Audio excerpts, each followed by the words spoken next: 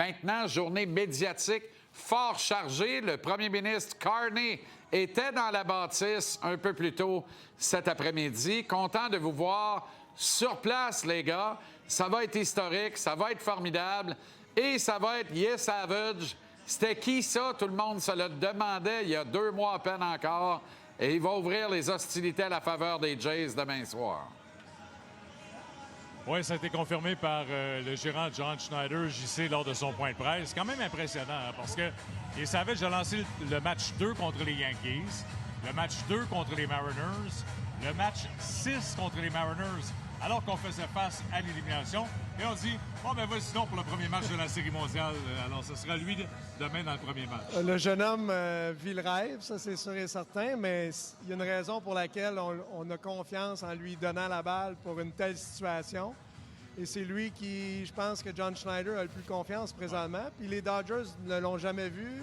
C'est la même histoire qui se répète. C'est la même histoire avec les Yankees, avec les Mariners, mais là, ça va être les Dodgers qui devront s'ajuster à lui. Il faut dire qu'il avait lancé dimanche ici, donc après 4 jours de repos, vendredi, c'est sa journée normale. Là. Habituellement, on lance aux 5 jours, donc avec 4 jours de repos. Et comme tu le soulignais, Carl, il y a des frappeurs gauchers. Shohei Ohtani, bien sûr, Max Muncy, Freddie Freeman.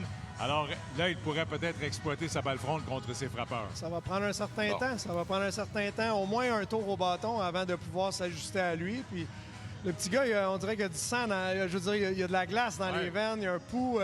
Il est très calme. Les grandes occasions, ça n'a pas l'air de l'énerver. Donc, c'est un vote de confiance, mais je pense qu'il est très bien réfléchi de la part de Schneider et son équipe. Bon, évidemment, c'est pas le même genre de lanceur pantoute, mais voyez où je vais aller avec ça. Mettons qu'il casse pas, là.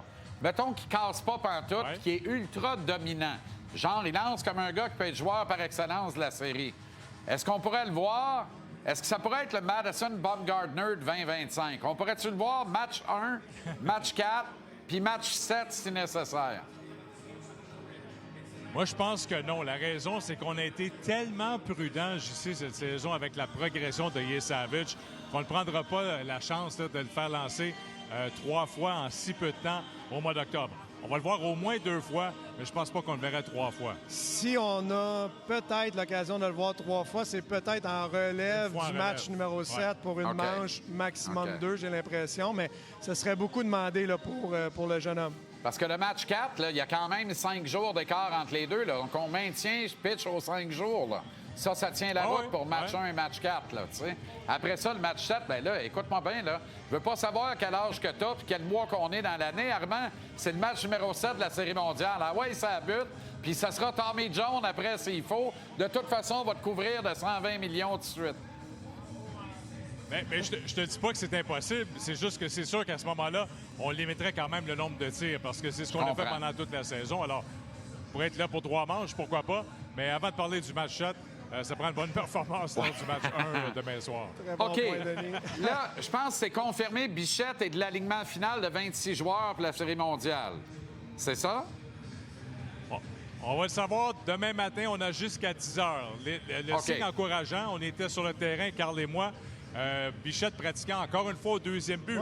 Alors là, est-ce qu'on cherche une façon de l'insérer dans la formation? Est-ce qu'il pourrait jouer au 2e but au lieu de jouer à l'arrêt-court ou c'est plus exigeant pour son genou? Bon, en l'observant tout à l'heure, il se déplaçait beaucoup mieux que moi je m'attendais, bien honnêtement. Puis, on s'entend que l'arrêt-court, c'est la position la plus compliquée dans l'avant-champ. Donc, de faire un déplacement au 2e but, je pense que les choses sont un peu plus simples pour lui, mais les angles sont différents, par exemple. Donc, ça va prendre quand même un peu de temps avant de s'y habituer, mais je pense que c'est un assez bon athlète pour faire la transition. On veut se donner des options, Jean-Charles, dans le cas de Beau Bichette, parce que si on veut l'avoir dans la formation, si on veut l'utiliser comme frappeur de choix, ça veut dire que Springer doit jouer au champ extérieur. Alors, je pense qu'il faut se donner des options avec Bichette si on veut l'avoir dans la formation de 26. Très clair et pertinent, les gars. Excellente soirée dans la Ville-Reine. Surveillez Michel Godbout a tendance à l'indiscipline en déplacement à l'étranger.